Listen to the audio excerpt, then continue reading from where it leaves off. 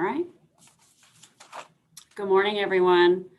I am Deb Stidham, and I serve as chairperson for the Kansas Behavioral Sciences Regulatory Board. I ask that the members of the board to respond to a roll call to signify their presence at this open meeting that is being conducted remotely by conference call and other electronic medium. Mary Jones. Present. Jacqueline Lightcap. Here. Jonna Norton. Here. Andrea Perdomo Morales. I saw her. Yeah, she's logged in on the Zoom. Okay. Leslie Seawester. Here. Rick Steele. Here. Dave Anderson. Bruce Nystrom. Andrea, are you there? Present. Thank you. And Carolyn Zasbrand.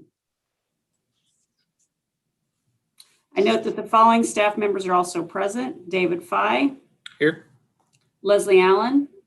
Here. Cindy Dorkel. Here. Am I saying that right? Close. It's the Oracle. The Oracle. I'll try to do better. Joan Hahn. Okay. And Ashley Van Buskirk. Here. Assistant Attorney General Jan Arndt, Jane Weiler, and Lainey Bernard, who are assigned to the board as general counsel, are also present.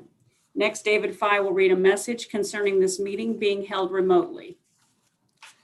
This is Dave Fye, Executive Director for the Behavioral Sciences Regulatory Board. Public comment allows the public to address the board about its concerns, but the Kansas Open Meeting Act, or KOMA, does not require the board to provide public comment or answer questions from individuals. There will be no public comment at the meeting today to ensure adequate time for the items currently on the meeting's agenda. It sounds like someone just entered the conference call. Could you go ahead and identify yourself on the conference call? This is Bruce Nystrom, and I am recusing myself from the remainder of the meeting. Okay. Thank you, Bruce. Because we are conducting the public meeting remotely by conference call and other teleconference ability, I state for the record the following information. Because the emergency declaration was issued for the COVID-19 pandemic has been extended to March 31st, 2021, the meeting is being conducted remotely to comply with health and safety concerns, as the board conference room cannot accommodate social distancing for everyone in attendance. However, access to the meeting is being conducted by medium of interactive communication that allows members of the public without cost to attend the meeting through the use of conference call and on the board's YouTube channel. While the meeting is being conducted remotely, the requirements of the KOMA are not suspended. As such, we will be conducting the meeting pursuant to the KOMA and KAR 16-20-1 concerning compliance with the KOMA during the existing emergency disaster declaration. On March 12th, 2021, we sent notice of the board's meeting to all individuals who requested notice of the board's meetings. The notice was also posted on the board's website, ksbsrb.ks.gov. You may obtain a copy of the notice at that website. An agenda and other meeting materials was posted to the board's website on the day of the meeting. You may also request a copy of the agenda by sending an email to david.fye@ks.gov with the subject line request for the agenda, and it will be sent to you.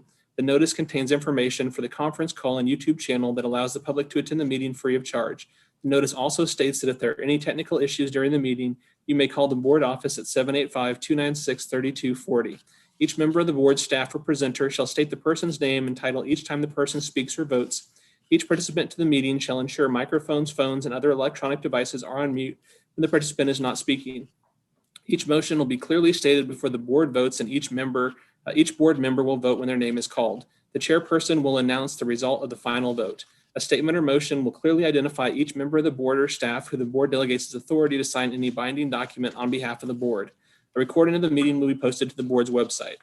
The board has the following items listed on its agenda: opening remarks, agenda approval, consideration of SIPAC/8 House Bill 2209, adjournment. The board's agenda does not include an executive session. If the board elects to go into an executive session, the board will follow this process. First, the board must be in an open session before going into an executive session. Then a board member will make a motion to recess for an executive session that is seconded by another board member. Each board member will then vote. A majority of the board will vote in favor of the motion to exercise the executive session. The chair will announce the result of the vote. The motion must contain a statement or justification for closure and the subject to be discussed pursuant to KSA 75-4319B and the time and place the open meeting will resume. If a motion for executive session passes, the conference call will be placed on hold. Attendees may stay on the call or return to the conference call number at the expiration of the executive session to attend the remainder of the meeting. The public will be excluded from the executive session portion of the meeting, as the executive session will be conducted by electronic means that is not available to the public. When the board members return to the conference call, the open meeting will resume through the conference call. The complete motion for an executive session will be recorded in the minutes. And did someone else enter the conference call? I know, Bruce, you were on the conference call. Was there another individual who joined on the conference call? If so, go ahead and state your name. This is Bud Dale. Okay. Bud Dale is also on the conference call. Thank you, Bud. The meeting is now called to order, and the board will begin its discussion of the first item on its agenda, which is agenda approval. Are there any proposed changes to the agenda today, which was only to discuss SIPAC HB 2209? Okay, hearing none, we'll continue with our discussion. So at the last board meeting, we had some input from our stakeholders on this regard. David, do you want to give just a brief overview to remind us all, with the time change and all, I'm sure we're a little fuzzy, of kind of what the bill proposes and what has happened? Sure.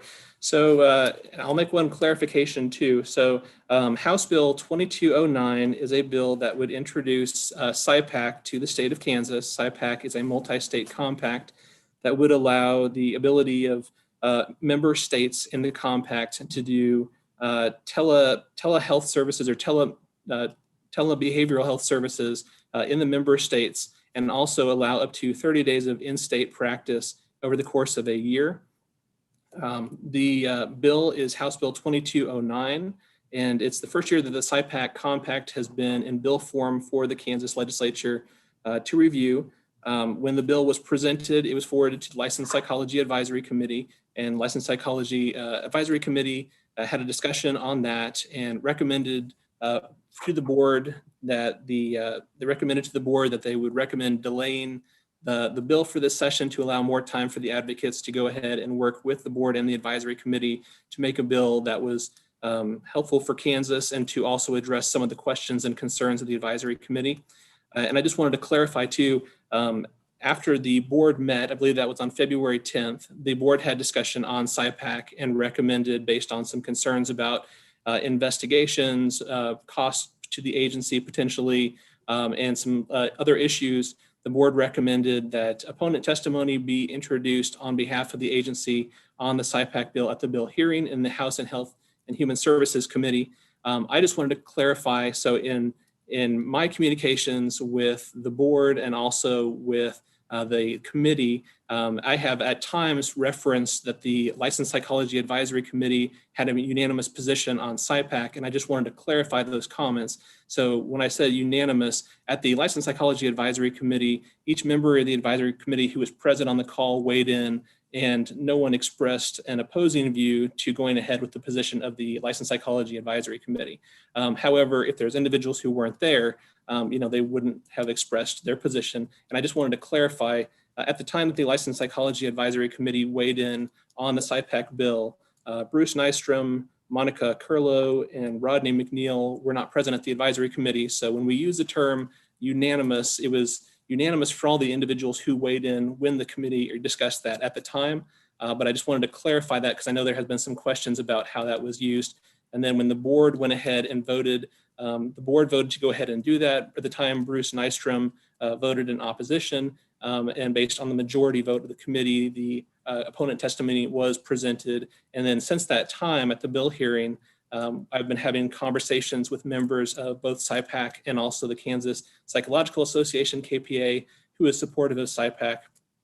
And there was another follow-up meeting of the board where the board had public comment, and individuals from both SIPAC and KPA came and spoke to the board and answered some questions. And then it was a decision at that meeting that the board should have a follow-up meeting to discuss SIPAC further. So just kind of wanted to bring everything full circle and try to clarify anything. And if you have any questions for me in terms of anything else, I'm happy to answer any questions, but hopefully this sets the stage for the conversation today. Very good, thank you. Does any board members have any questions or opening comments about this particular bill?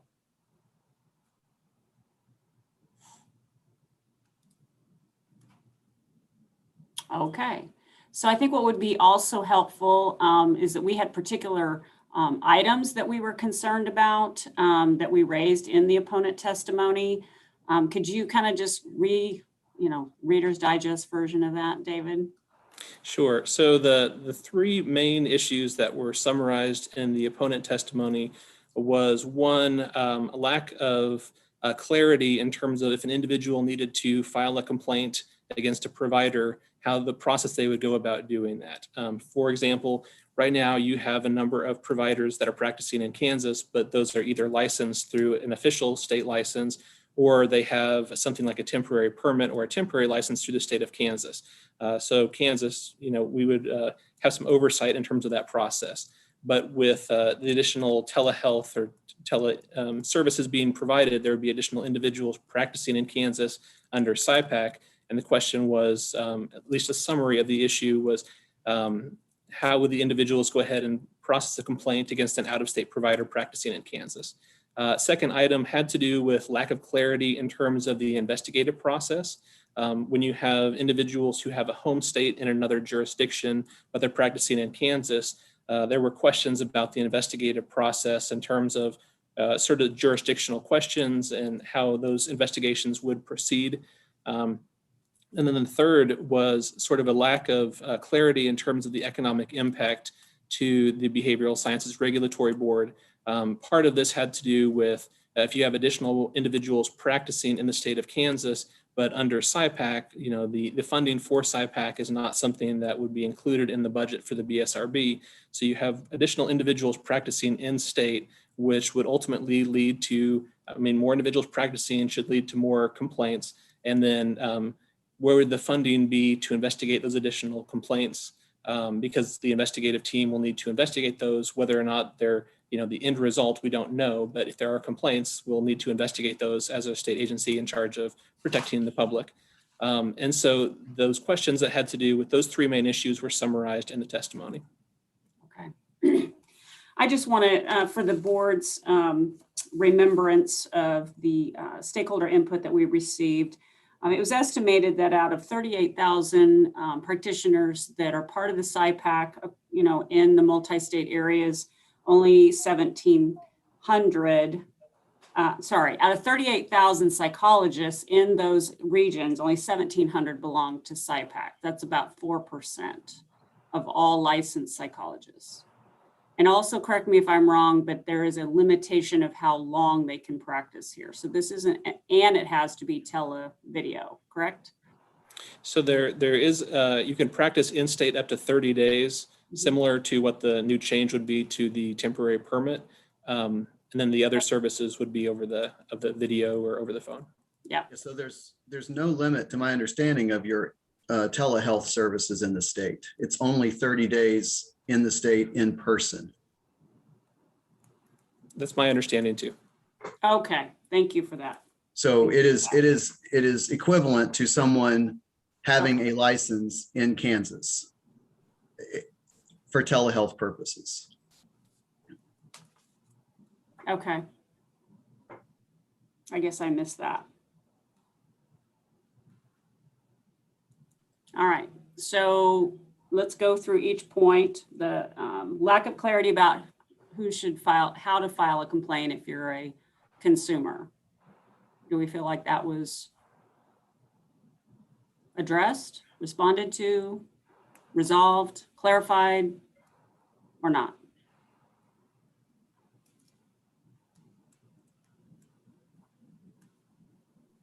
This is Mary. I felt like I received clarification that because of the way the contract is between the states, that it would be clear in the consents of where and how to file reports. So I felt like I got the information I needed on that point. Anyone else? This is Jonna. I would agree. I think that it was covered very well, that the investigation must take place, in one and could and with Kansas, and that it could be a process that they could work together to do, So I thought it was a good way to do the investigation. I was interested in the staff, because I think at the Psychology Advisory Council meeting, there was concern on their end on investigations too. How they felt if it was addressed too, since they're the ones, that do the actual investigations. Which would actually be point number 2 about how investigations would be Yes. handled. So is your question then directed to staff? Yes, I was wondering how they felt at this point with the additional information about investigations, if they felt that it was covered and they felt comfortable with what they know so far. And I might ask Cindy or Jan to weigh in on this topic a little bit in terms of some of the additional clarification we got either from the testimony or from the speakers, the public comment. You want to go first, Jan, or do you want me to go first? I'll go first. Regarding investigations, there was much more information presented. I don't know if it answers all the information, but we did not have any information about us. This is not the right words, a central clearinghouse that was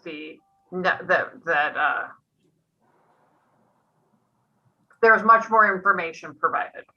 I don't know if it's all the information that we need, but we received much more information about the investigation part.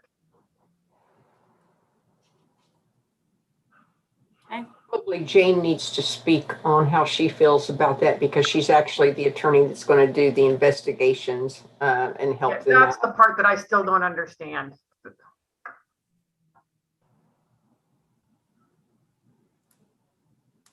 Jane? Yeah, this is Jane Weiler, and I'll just, with what Cindy said there, I think we did receive more information, and I think it's going to be a growing process. I'm much more comfortable with the idea behind it. So now that somebody had taken the time to flesh that out, I feel a little bit more comfortable. And I'm sure there are going to be questions, but I think at this point, though, at least it's a lot more doable.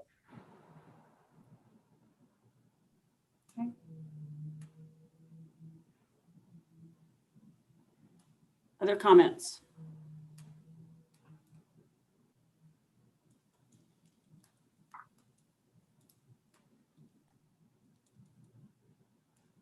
What about the fiscal impact? So I'll go ahead and weigh in on this. So we did do a dive into the number of current licensees with a permanent license, those with the temporary license, those with an out-of-state temporary permit. I think the trouble is that some of this is sort of an unknown in terms of the uptake that individuals are going to want to participate in SIPAC.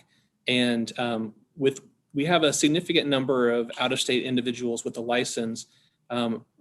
We just don't know how many of those individuals, even if they're in a SIPAC state, are going to prefer to continue to get an in-state license, which would allow them to practice more in-state days, or if they are going to go ahead and change and then just do SIPAC instead. In terms of the out-of-state temporary permits, I think it's reasonable that some of those individuals are going to go ahead and do that. Now, the percentage of those, I'm not sure. I think there's also some questions in terms of, as SIPAC expands and goes to additional states, you're going to have additional individuals from out of state that are going to be covered. One of the concerns initially was you're going to have more individuals in the state of Kansas who are going to be practicing. It follows that with more individuals practicing, there's going to be more complaints. While there are fewer complaints against licensed psychologists than there are against some of the other professional groups, it's my understanding that those complaints can be fairly complex and will take time.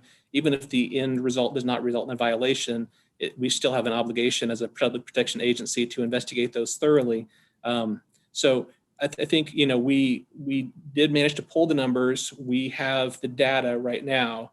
At this point, I don't know if there's any way to really know for sure the economic impact, but it might just be something that if SIPAC does go forward, we'll have to keep an eye on and watch to see who chooses to participate, how many of the individuals from out of state might try a different option. But at this point, it's just hard to predict, especially because, SIPAC has been around a relatively short period of time, even though the origins go back to 2015, 2016. It really didn't become effective until a certain number of states joined the compact.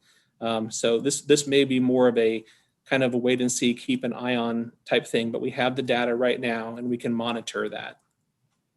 And I would just add the increased number of appeals, a possible increased number of appeals. And that was part of the discussion point. One of the things in SIPAC is that if you have a discipline on your record, you wouldn't be allowed to participate in SIPAC. And so one of the concerns that was expressed in the conversations with SIPAC and the KPA is that if individuals want to participate in SIPAC, any kind of discipline, would disqualify them. And so it is more likely that individuals are going to appeal that discipline to enable them to continue to participate. How many of those would do that? I think that's another unknown, but it is something at least to have in the conversation and to weigh. So this is Rick. So moving forward, because it doesn't really sound like it matters a whole lot what we do here today, because it's going to the Senate, and if the Senate does what the House does, but if we were to find out in a year or two that this has a negative impact financially, the only people who could bear the burden are in-state psychologists, because those are the only people we can bill for this, right? Through their license. So it's the Kansas licensees who will pay for the investigation of the Oklahoma and Colorado and Nebraska. Am I correct on that? Well, just back to your first point, it did pass out of committee with an amendment to change the implementation date from July 1st of 2021 to January 1st, 2022. And it did pass the House floor. It was passed out of that. Now, the individuals from SIPAC did indicate that they would work with the BSRB prior to it moving forward on the Senate side to try to reach an understanding in terms of who could be, how we could recoup some of the lost funding. I think that is one option to raise a licensure fee, but I'm not sure the other options that are on the table for that. This is Jan, and I was going to say on that, because that was one of the questions I raised, that compacts that other medical professions have is the home state is the one they have to make their application to, and they determine the qualifications, and of course then there's an application fee to kind of offset at least the people who are coming in through the home state. Their response why the professional association got to have the application and the application fee was that under SIPAC, they're only practicing telemedicine, they're not practicing medicine like physicians. That's not correct. Physicians also have a telepact. And not only that, there's the Telemedicine Act that authorizes physicians to practice telemedicine, just like it also authorizes BSRB practitioners to practice telemedicine. So physicians are also doing telemedicine. It's not, those compacts do not limit them to practice just in an office setting in Kansas. So that's, I didn't quite understand that distinction, because physicians, anyone who's licensed under the Healing Arts Act can do telemedicine, even under the ones coming in under the compact.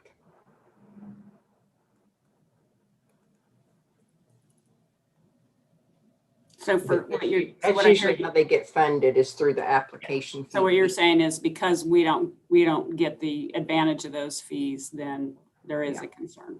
You're not, the home state does not get the applications and the application fee. That is all going to the professional association that's pushing this.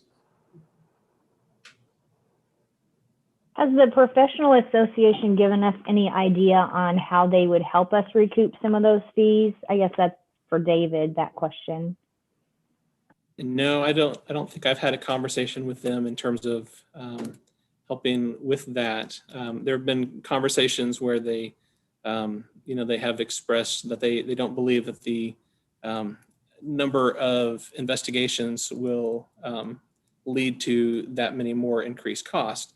But in terms of finding a way for us to recoup some of the money that we would potentially lose from, less individuals seeking a license or more investigations, we haven't had a conversation with them in order to try to figure out how to recoup some of the money.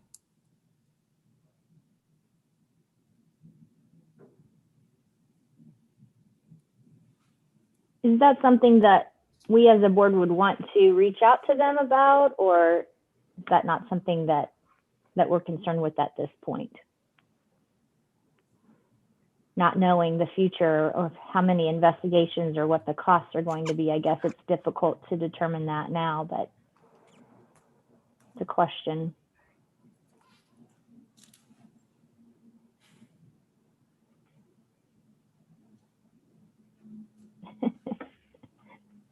Good question. Good question, Leslie. Just let it sit there. I don't Yeah. know. I mean, Okay. the bill is what it is, and we can always approach the legislature about needing something additional.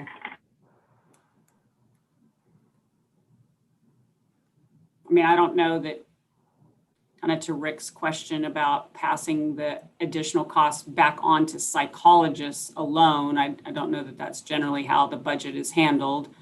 The needs of the agency are, you look at all your fees across the board. It seems like it would be a little unfair to single anyone out.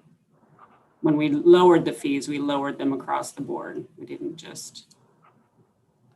And I guess I wasn't speaking specifically of singling out psychologists. It's the social workers and the licensed addiction counselors. It's all of, Yeah. it's us who pays for this if it turns out that there is an economic impact. Right. There's potential foreseen economic impacts, and there's unforeseen, right? And there's always both. Always both. This is Mary. I don't remember in the conversation with the representative from SIPAC, but did they have analysis on the economic impact in the states where this is currently happening? I don't remember that being part of it. I think they had numbers on the number of states that had joined SIPAC, but it may just be because the rollout of SIPAC has been so recent that there may not be numbers in terms of that impact to the states. But I don't recall. I'm just not sure. Has board staff spoken with any of the other states, or have we just been going through the SIPAC woman that gave us the information? Have we reached out to other states that are part of the compact? I have not, no. Thank you.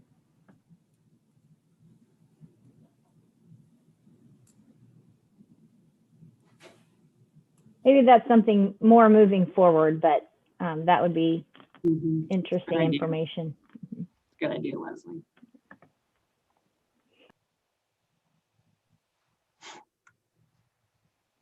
Other questions, comments?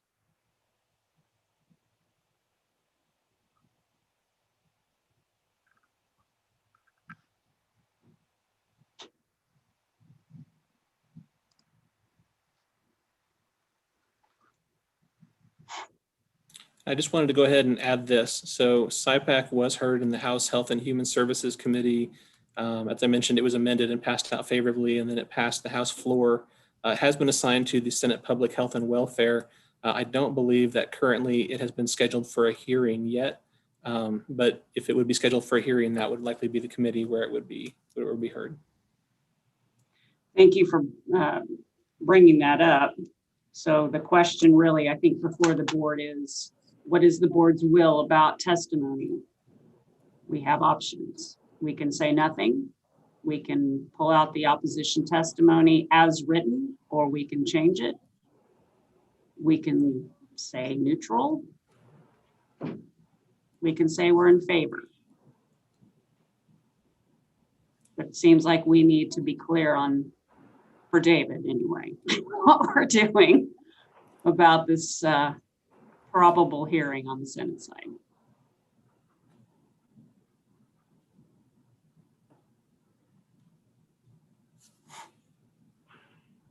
Rick, what's your feeling?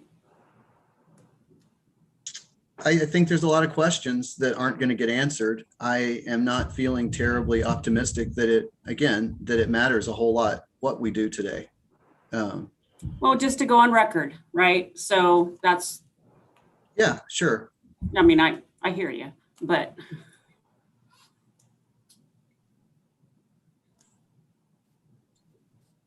so on record, you're still set kind of where you were. I think that the process has unfolded in a way that makes me not terribly comfortable. I think that had the license committee been in the License Psychology Advisory Committee been informed in October when this bill was being considered by KPA, we could have addressed an awful lot of these questions in October or November or December. And so that makes me feel like we're having to do a lot of work and actually not able to do the work that we're supposed to do in a remarkably short of time. And so that whole process makes it feel like, despite what was said at that last meeting, I don't feel optimistic that anyone is going to work with us to make this happen. It sounds like it's working despite us. So I don't know. I mean, I don't have a lot of information to give because we haven't been given a lot of information. I appreciate those remarks. And I would, as the chair, I would just like to say that I have a very high level of confidence in that information flows really freely from the executive director who's ever in the chair to this board and certainly to me. And I know that there has been questions about us sitting on this or that we did have information and we didn't talk about it. And I can tell you from my position that is not accurate. We were aware of something happening with SIPAC, no details, no bill, no nothing. And you're correct. No real opportunity to have conversation. We weren't really, this was not given to us in a way to vet it thoroughly ahead of time. And that does feel strategic, despite the accusations that we did not do it that way, that we had it and we just chose to sit on it or ignore it. That is just not accurate. So I do appreciate those comments and I agree with you. And it feels to me, just having sat on the board for several years now, that a lot of legislation kind of happens this way to us. And we get the perception of being obstinate and stubborn and unwilling to change. And, you know, I don't feel like the current board has that mindset at all, but we have to do our due diligence. And that's what we're attempting to do in a very compressed amount of time.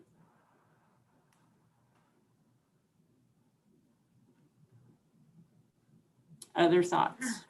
I agree with the comments that were said because that's certainly how I experienced the situation. I would also just like to throw this thought out. I actually watched the testimony when David testified on our behalf, and then also SIPAC. And I would just say the opponent testimony was received not very favorably.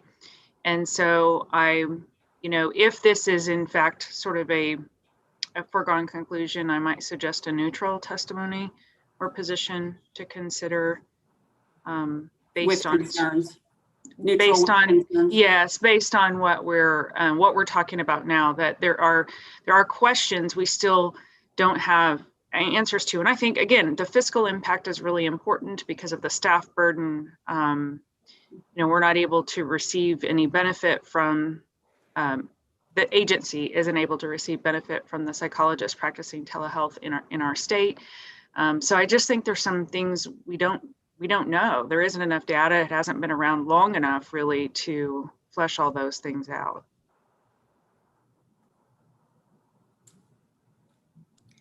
I agree with that. And I thank you for the previous comments. Being newer on here, I honestly wasn't sure if this was something that I had just not paid attention to and all of a sudden sprang up. So thank you for helping me not feel so so out of the loop. I would veer towards the neutral as well for the reasons Mary shared. It sounds like of the questions that we had, again, we have lots of unknowns, but a couple of them have been answered somewhat sufficiently. Again, they don't know a lot about that impact. And I do struggle with the idea that our agency will be bearing the brunt for these investigations without potential investigations without receiving any kind of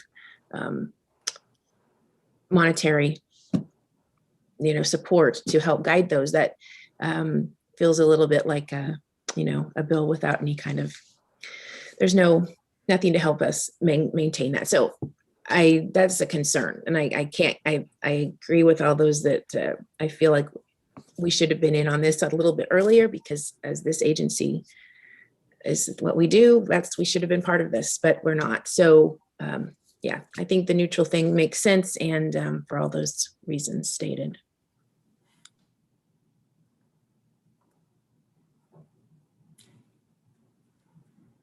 Do we have kind of getting a consensus for neutral testimony with concerns?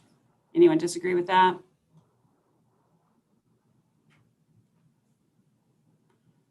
What about the points that we made in the testimony? Is there any changes to any of that testimony that we would like to propose, such as maybe eliminating or the one about clarity about filing a complaint, or is the crux of our concern now what we've talked about the most?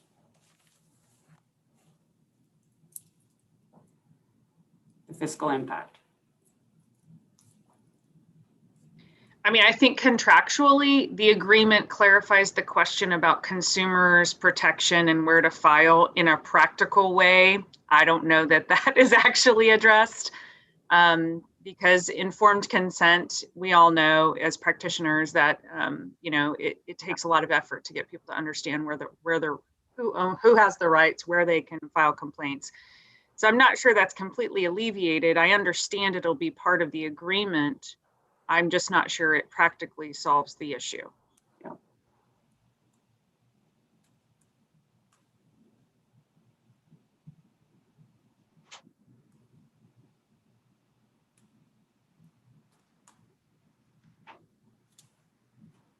Sounds like you'd be in favor of just keeping the testimony as is.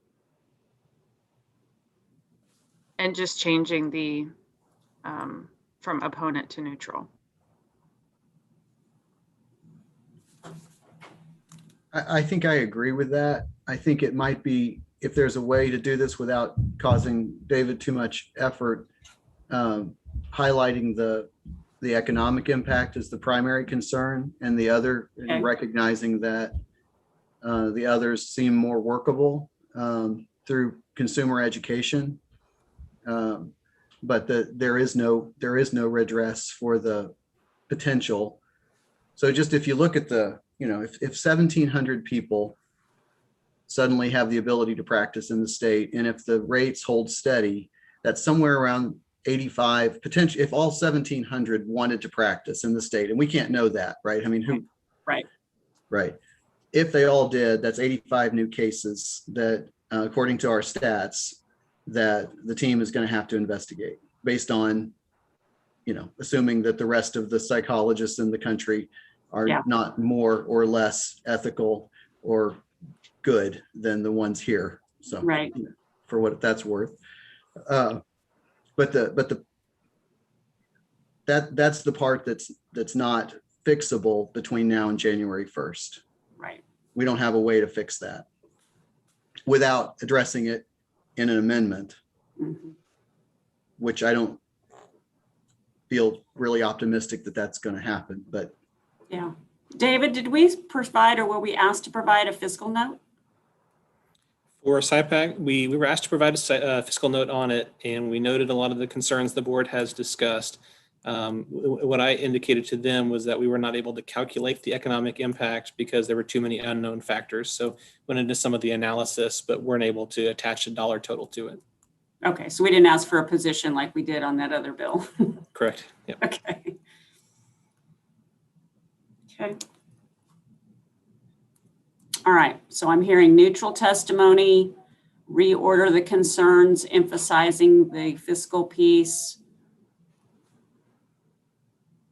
acknowledging that some of the other concerns around how investigations are to be handled and informed consumer, understanding of how to file a complaint was addressed somewhat.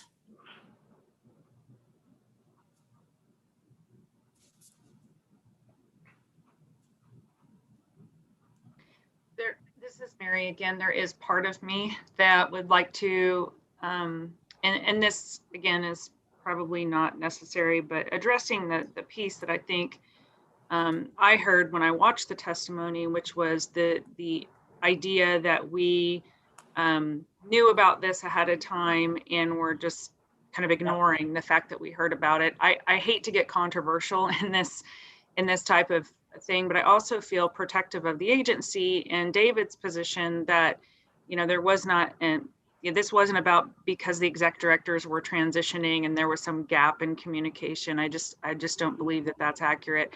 I'd like to hear the board's thought on that. I think it's important as an agency, we do defend and protect, our reputation too. Yep. I'm in favor of that. I can tell you again, as board chair, my communications with Max Foster about all things related to the board happened all the way up until really his last day. As soon as David came on, David was on the line, then that transitioned seamlessly from Max to David to me. And I mean, I am on the phone with these executive directors multiple times a week, okay, all through the transition. So there was no drop, there was no letdown. I wasn't off work. Things happen. I'm told, we move, we discuss, things get on agendas. That's how it works. So I'm in favor. I agree, and I appreciate you bringing that up, Mary. I feel like I'm in a little bit of a compromised situation because of this. I was accused of not following up on information when in fact I was not given information. We talked about SIPACT. We have talked about SIPACT in the LAC for years, literally years. I've been on that advisory committee, and we've talked about it. In my tenure as chair of that committee, we talked about it in July. And I told the board at our next meeting, I believe it was in August, that there was still ongoing conversation about that. In October, we had a very long conversation and brought in two telehealth experts to talk about it. At the time, anyone who could have told us that there was legislation pending chose not to. And I want to be very emphatic in that. There were apparently people on that call who could have known that this was going on, who chose not to disclose that information in October. We were not able to have a meeting in December because of illness and a death in a family. And so we couldn't have that meeting. And then we were informed that there was a bill when all of you found out that there was a bill in place. So the fact that we could have known had someone shared that information with us, or had someone from SIPAC shared that with the board. I don't know how to explain that. And I feel like, it doesn't matter how I feel. I think it was wrong. Yeah. And I think the point you're making, and the point I will reiterate, is knowing something can happen, that it exists in other states, could it be introduced, is a different conversation than a bill and the words in a bill. I mean, that it's everything, right? Words matter. And until you see the bill, until you've been given permission to see the bill, you can't really know what you're dealing with. So, all right, I agree. David, go ahead, Jacqueline. I agree. I think that's great. And Deb, you said some other things too about how this organization is forward thinking, and that we're not stuck in necessarily old ways, that we support progressive thought, but in the manner in which this was done does not allow us to give that the vetting that needed to be done. So I fully support that, adding something like that. Okay, thank you. I also agree that it does feel strategic, and it has felt that way in the past, being on the board for several years as well. And I think we do need to kind of make a statement, like Mary was saying and Rick. But I also want to, I'm cautious, I guess, about moving in that direction. And I know, David, you'll handle that very well. But I just think that, you know, we're kind of waving our white flag again because we have to, and that's frustrating.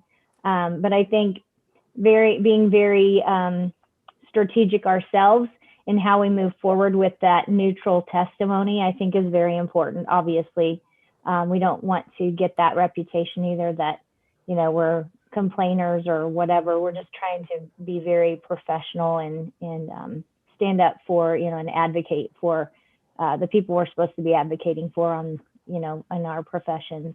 So I agree with everyone.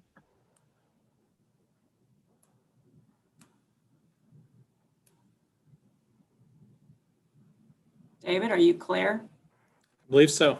Yeah, I think I can add a lot of this content and revise the testimony. And like I said, it has not been scheduled for a bill hearing yet, but I'll keep an eye on the calendar and have something prepared whenever it would be scheduled for a hearing.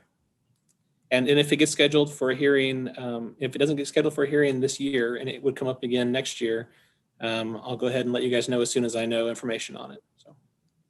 Well, if by chance that doesn't happen, then I think it is our responsibility to do some of that other investigation that we'd wished we would have had more time to do, such as reaching out to other states and finding out their impact and things like that. And I'll go ahead and I'll try to make some phone calls to some other surrounding states at least to get some additional information. I know this is going to be something that's going to continue to be a conversation, so I'll continue to gather information on this. Thank you. Other comments, questions, concerns about SIPAC?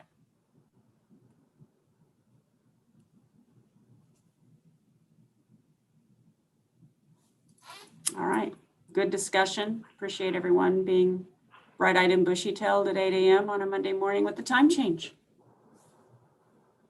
Do I have a motion to adjourn?